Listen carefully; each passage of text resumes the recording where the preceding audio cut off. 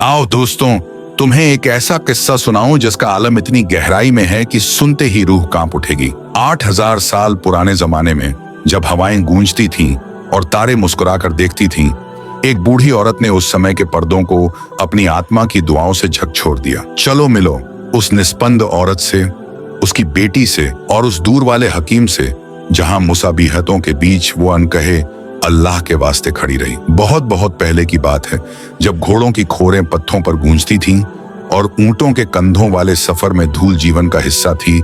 दामिश्क के एक सहराई इलाके में नूरिया रहती थी। जमाना कठिन था, मौसम कठोर था और उसकी बीमारी ने नूरिया का जिस्म कमजोर कर दिया था। उसकी रूह भी थक चुकी थी। करीब पास तमाम हकीमों ने कोशिश की थी, मगर वो सब बेबस हो गए थे। तभी मीरा ने सुना था बगदाद शहर में सुलेमान नाम का एक मशहूर हकीम है, जिसकी दवाई ने अनगिनत लोगों को राहत दी। लेकिन दूर की है राह। नूरिया के पास न सवारी थी न साधन।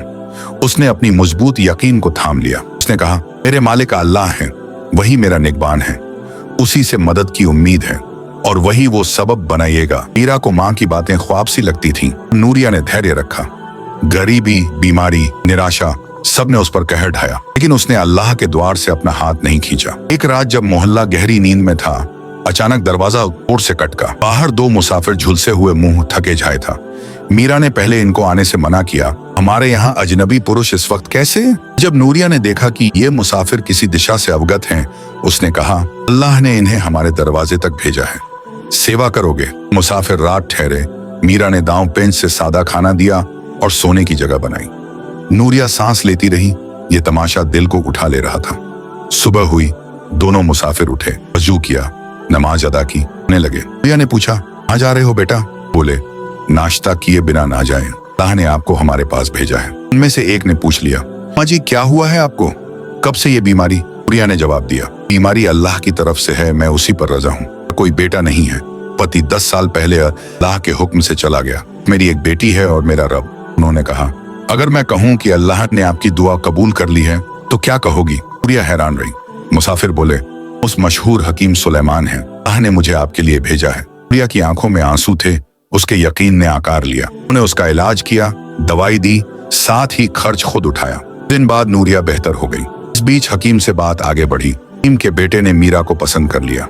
सबूत नहीं, बस उस रात की मेजबानी सेवा ने उसे आकर्षित कर लिया। फिर मीरा का विवाह बगदाद में हकीम के बेटे से हुआ। मीरा अब बेटी के साथ बगदाद में सुख शांति से रहने लगी। सुबह वो मीरा से कहती, बेटी अल्लाह से पूरा यकीन रखो, तक दिल अल्लाह पर टिकेगा, राहें खुलती जाएंगी। तरह वह एक गरीब, बीमार, बूढ़ी औरत थी जिसने हिम्मत नहीं खोई। अल्लाह ने उसे इज्जत, सेहत, खुशी अता की। उसके इखलास को देखा गया था। दिल चांद कितनी भी हो, जब दिल अल्लाह को पुकारता है तो राह निकाल ही आती है। अगर कभी दुआ तुरंत नहीं कबूल हो, समझ लो कि या तो वो हमारे भले में नहीं है या अल्लाह बेहतर वक्त का इंतजार करा रहा है। माँ बाप की खिदमत दिल से की जाए तो अल्लाह उसका बदला जरूर देता है। ऐसी ही वीडियो देखने के लिए सब्सक्राइब करो।